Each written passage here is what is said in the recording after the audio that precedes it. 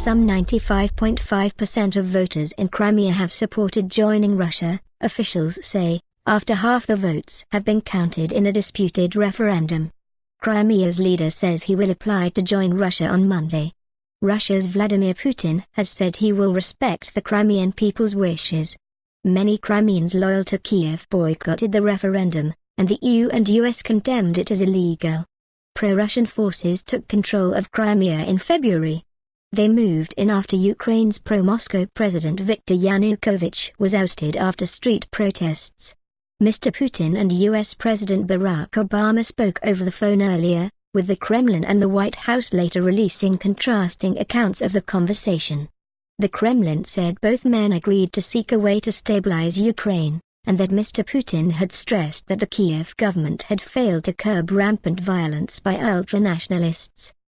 The White House said Mr. Obama had insisted that the referendum was illegal and would never be accepted, and called for Moscow to support an international monitoring mission in eastern Ukraine.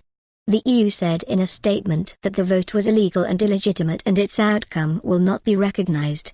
EU foreign ministers are due to meet on Monday and are expected to consider imposing sanctions on Russian officials.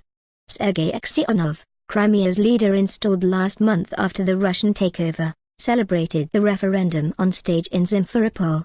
Backed by the Russian national anthem, Russian flags, and the personnel of Russia's Black Sea Fleet, he told supporters that Crimea was going home.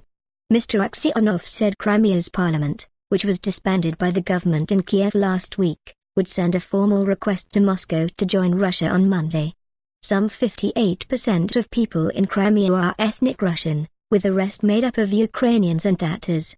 Most of the Tatars that the BBC spoke to said they had boycotted the vote, and felt that life under the Kremlin would be worse.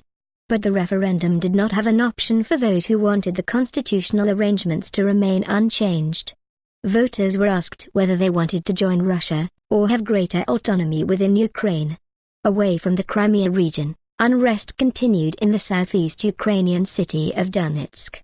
Pro-Russian protesters stormed the prosecutor's building shouting Donetsk is a Russian city, and then broke into the local security services headquarters for the second time in 2 days. They later dispersed but promised to return on Monday.